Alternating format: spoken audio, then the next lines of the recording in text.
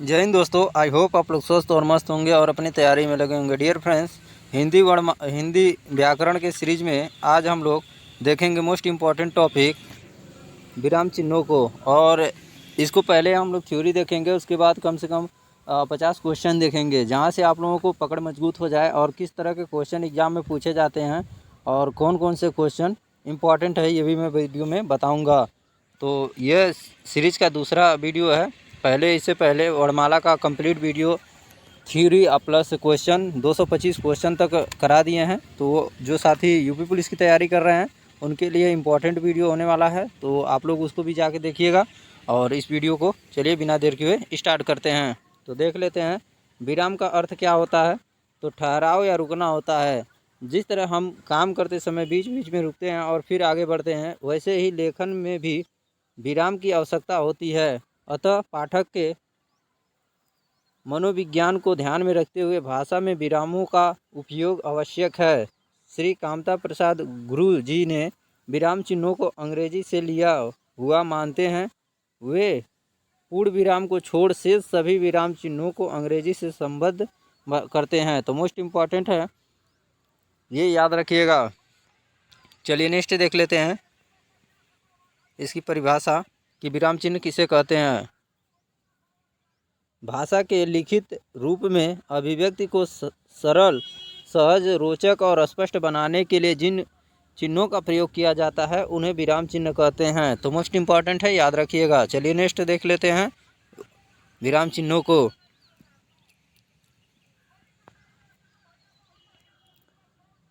श्री कामता प्रसाद गुरु जी ने विराम चिन्ह 20 बताए हैं।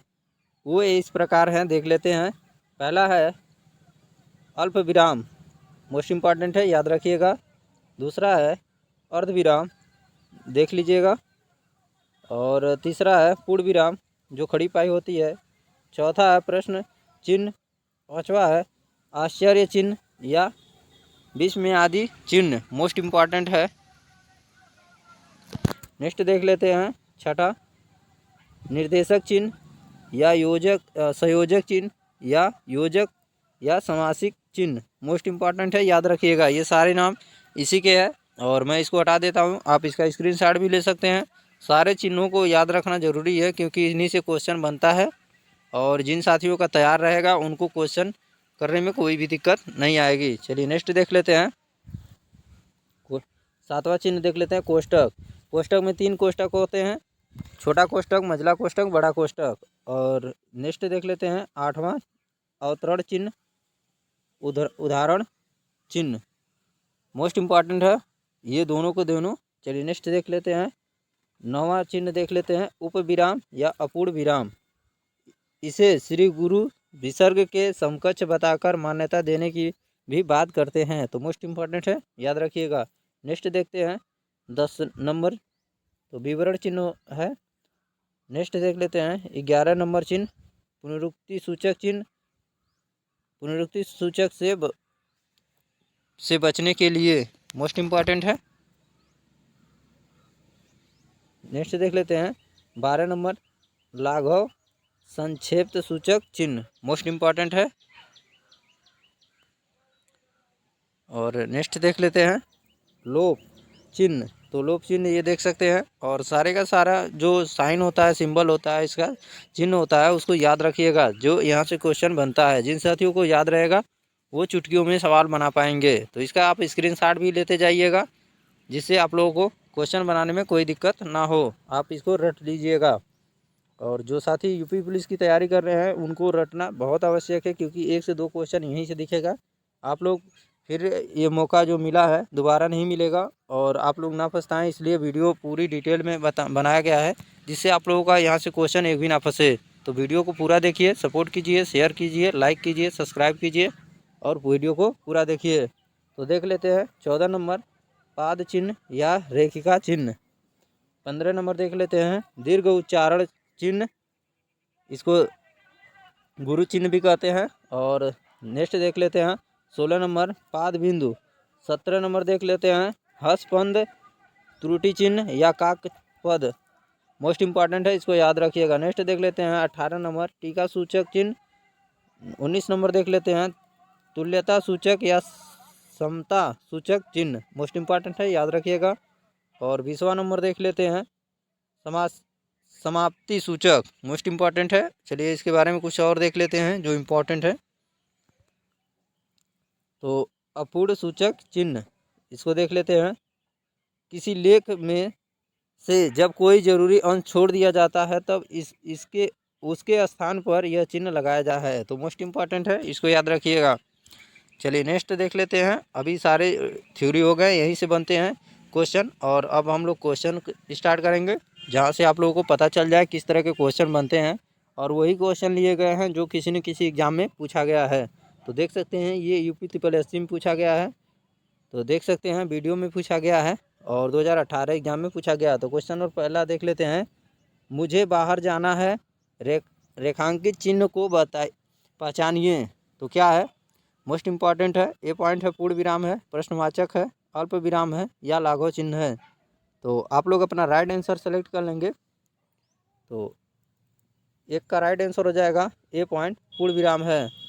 चलिए नेक्स्ट क्वेश्चन देख लेते हैं।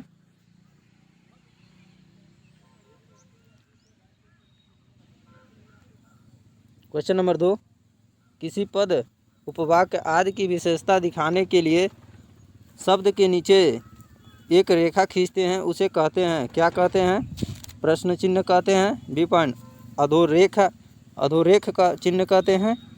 सी पॉइंट कोष्टक चिन्ह कहते हैं, या डी पॉइंट तिर्यक चिन्ह कहते हैं। तो आप लोग अपना राइट आंसर सेलेक्ट कर लेंगे। और ये देखिए कहाँ पूछा है, इम्पोर्टेंट है, देख लेंगे। UPSC, तो मोस्ट इम्पॉर्टेंट है, वीडियो में भी पूछा गया है। तो राइट आंसर हो जाएगा बी पॉइंट अधोरेख चिन्ह, इम्पॉर्टेंट है। चलिए नेक्स्ट क्वेश्चन देख लेते हैं। इसी तरह के क्वेश्चन बनते हैं, और ये सारे के सारे इम्पोर्टेंट क्वेश्चन होते हैं। चलिए देख लेते हैं क्वेश्चन नंबर 3। दो समानार्थी शब्दों की पुनरुक्ति के बीच में किस विराम चिन्ह का प्रयोग होता है, तो मोस्ट इम्पॉर्टेंट है। ए पॉइंट है अल्प विराम, बी पॉइंट है अर्ध विराम, सी पॉइंट है योजक, और डी पॉइंट है कोष्टक।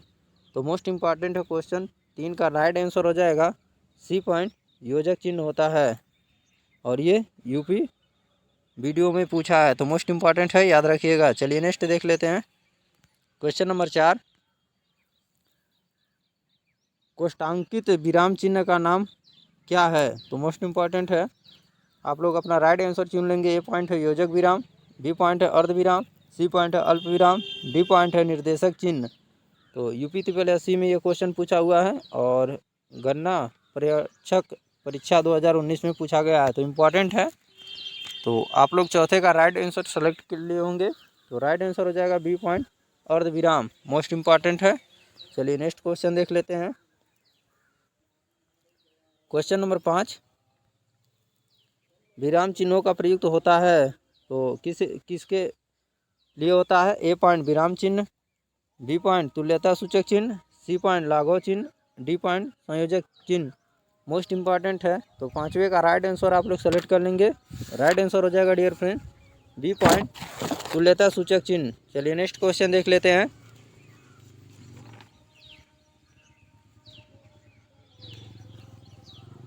क्वेश्चन नंबर 6 देख लेते हैं। किस वाक्य में विराम चिन्हों का उचित प्रयोग नहीं है, तो मोस्ट इम्पॉर्टेंट है, आप लोग छठे का राइट आंसर सेलेक्ट कर लेंगे।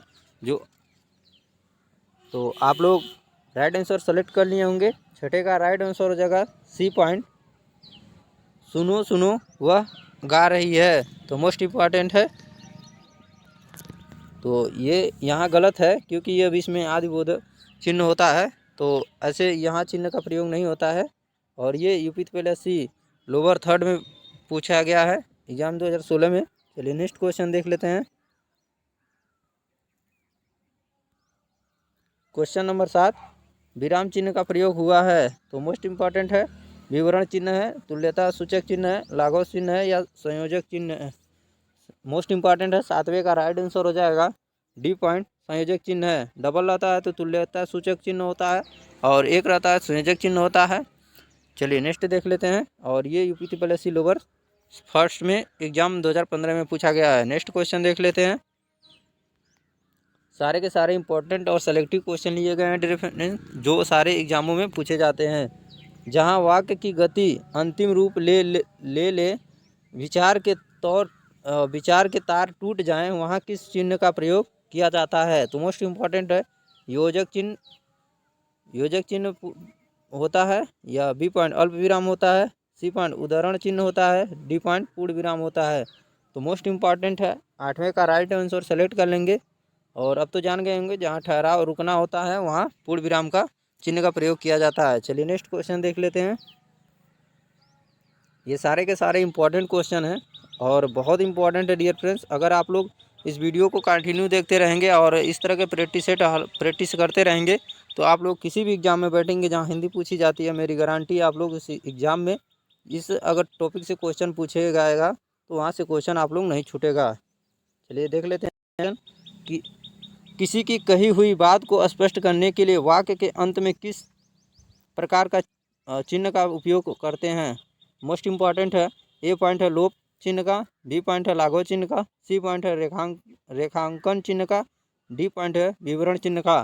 तो देख सकते हैं ये भी इम्पोर्टेंट यूपीपीएससी मंडी परिषद 2019 में पूछा गया है और इम्पॉर्टेंट है। तो 9 नंबर का राइट आंसर सेलेक्ट कर लेंगे।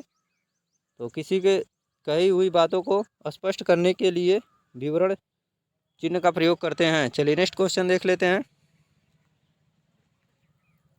क्वेश्चन नंबर 10, किसी अक्षर या शब्द पर विशेष बल देने के लिए किस चिन्ह का प्रयोग किया जाता है? तो मोस्ट इम्पॉर्टेंट है, ए पॉइंट है इकहारा उदाहरण, बी पॉइंट है दुहारा उदाहरण, सी पॉइंट है विवरण चिन्ह, डी पॉइंट है विस्मरण चिन्ह। तो मोस्ट इम्पॉर्टेंट है, आप लोग अपना 10 का राइट आंसर सेलेक्ट कर लेंगे। तो राइट आंसर हो जाएगा ए पॉइंट इकहारा उदाहरण। मोस्ट इम्पॉर्टेंट है इकहारा उदाहरण चिन्ह इम्पॉर्टेंट है, याद रखिएगा। नेक्स्ट क्वेश्चन देख लेते हैं। क्वेश्चन नंबर 11, निम्न में प्रश्नवाचक चिन्ह कौन सा है? तो ये तो आप लोगों को पता है, ये क्या है? ए पॉइंट राइट आंसर हो जाएगा। और ये क्या है? विस्मयादिबोधक है। और ये क्या है? आप लोग कमेंट बॉक्स में कमेंट कीजिएगा। और ये भी इम्पॉर्टेंट है, यूपीपीएससी और वीडियो एग्जाम 2018 में पूछा गया है। चलिए नेक्स्ट क्वेश्चन देख लेते हैं। क्वेश्चन नंबर देख लेते हैं 12, निम्न में प्रश्नवाचक चिन्ह कौन सा है? तो मोस्ट इम्पॉर्टेंट ये तो हो गया। चलिए नेक्स्ट देख लेते हैं। क्वेश्चन नंबर 13 देख लेते हैं। निम्नलिखित में से निर्देशक चिन्ह कौन सा है? तो मोस्ट इम्पॉर्टेंट है, देखिए इस तरह के क्वेश्चन बनते हैं और जिनको चिन्हों को सही ज्ञान होगा वो क्वेश्चन को देखते ही लगा ले रहा होगा। तो राइट आंसर हो जाएगा डी पॉइंट, यूपीपीएससी 1 रक्षक परीक्षा 2018 में पूछा गया है। नेक्स्ट क्वेश्चन देख लेते हैं। क्वेश्चन नंबर 14, निम्न में से विराम चिन्ह का प्रकार नहीं है? तो मोस्ट इम्पॉर्टेंट है, ए पॉइंट निर्देशक चिन्ह, बी पॉइंट लाघव चिन्ह, सी पॉइंट उपदेशक चिन्ह और डी पॉइंट विवरण चिन्ह। तो यूपीपीएससी में पूछा गया है, ये भी इम्पॉर्टेंट क्वेश्चन है। सारे के सारे इम्पोर्टेंट क्वेश्चन है और आपको इससे देख के आप लोगों को पता चल जाएगा किस लेवल से क्वेश्चन पूछा जाता है। तो राइट आंसर हो जाएगा सी पॉइंट उपदेशक चिन्ह, मोस्ट इम्पॉर्टेंट है। चलिए नेक्स्ट क्वेश्चन देख लेते हैं।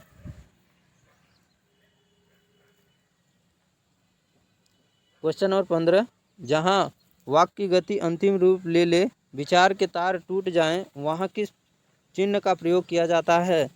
तो मोस्ट इम्पॉर्टेंट है, ये यूपी ग्राम पंचायत पर्यवेक्षक परीक्षा 2016 में पूछा गया है। तो मोस्ट इम्पॉर्टेंट है, 16 का राइट आंसर हो जाएगा डी पॉइंट पूर्ण विराम। तो मोस्ट इम्पॉर्टेंट है। चलिए नेक्स्ट क्वेश्चन देख लेते हैं।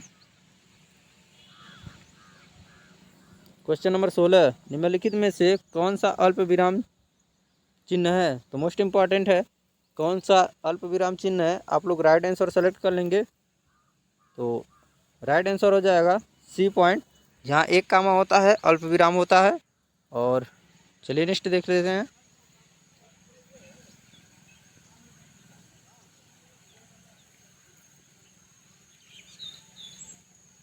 क्वेश्चन नंबर 17 देख लेते हैं। रेखांकित चिन्ह कौन सा है? तो मोस्ट इम्पॉर्टेंट है, ये जो प्लस प्लस करके लिखा है वो कौन सा चिन्ह है? ए पॉइंट लोप सूचक चिन्ह, बी पॉइंट स्थान सूचक चिन्ह, सी पॉइंट समाप्ति सूचक चिन्ह, डी पॉइंट टीका सूचक चिन्ह। तो मोस्ट इंपॉर्टेंट है, राइट आंसर हो जाएगा ए पॉइंट लोप सूचक चिन्ह। चलिए नेक्स्ट देख लेते हैं।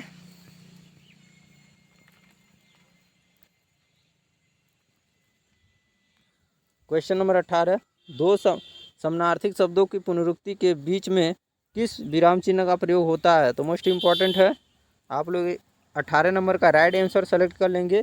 तो राइट आंसर हो जाएगा योजक चिन्ह। चलिए नेक्स्ट क्वेश्चन देख लेते हैं।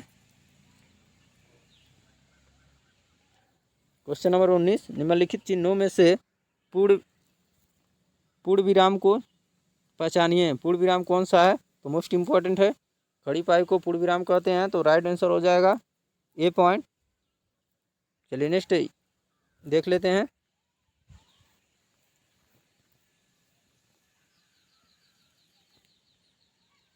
क्वेश्चन नंबर 20, ओह डॉट डॉट डॉट बहुत कठिन समय आया है, दिए गए वाक्य में उचित विराम चिन्ह का प्रयोग कीजिए। तो मोस्ट इम्पॉर्टेंट है, कौन सा चिन्ह होगा? तो आप लोग अपना राइट आंसर सेलेक्ट कर लेंगे। ये यूपीएसआई 2017 में पूछा गया है, इम्पॉर्टेंट है। इस तरह के क्वेश्चन में एग्जाम में क्वेश्चन ऐसे ही पूछे जाते हैं। तो राइट आंसर हो जाएगा ए पॉइंट।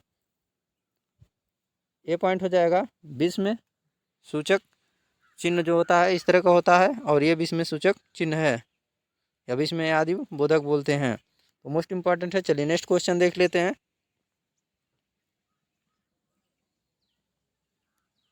हे भगवान डॉट डॉट डॉट मेरी कक्षा हे भगवान डॉट डॉट डॉट मेरी रक्षा करो, दिए गए विकल्पों में से सही चयन कर रिक्त स्थान भरिए। तो कौन सा चिन्ह वहाँ लगेगा? तो यहाँ भी क्या होगा? राइट आंसर हो जाएगा ए पॉइंट। 20 में आदि बोधक चिन्ह है, तो इम्पॉर्टेंट है। तो और डियर फ्रेंड्स, आप लोग चैनल पर नए हैं तो चैनल को सब्सक्राइब कीजिएगा, दोस्तों में शेयर कीजिएगा, जिससे सब्सक्राइब करने के बाद बेल आइकन को जरूर प्रेस करिएगा, जिससे आगे आने वाली वीडियो का नोटिफिकेशन तुरंत मिल सके और आप लोग अपना प्रैक्टिस कर सकें। और इसको भी देख सकते हैं, यूपीएसआई 2017 के बैच में पूछा गया है। तो मोस्ट इंपॉर्टेंट है, सारे के सारे इंपॉर्टेंट और सेलेक्टिव क्वेश्चन रखे गए हैं, जो आपके एग्जाम की दृष्टि से बहुत इंपॉर्टेंट है। नेक्स्ट क्वेश्चन देख लेते हैं। अरे वह डॉट डॉट आपका आगमन तो आकस्मिक है, वाक्य में रिक्त स्थान पर किस विराम चिन्ह का प्रयोग किया जाएगा? तो मोस्ट इम्पॉर्टेंट है। तो यहाँ भी आप लोग देखते ही आप लोग जान गए होंगे। तो राइट आंसर हो जाएगा सी पॉइंट 20 में आदि बोधक। तो मोस्ट इम्पॉर्टेंट है, ये भी एसआई में पूछा गया है।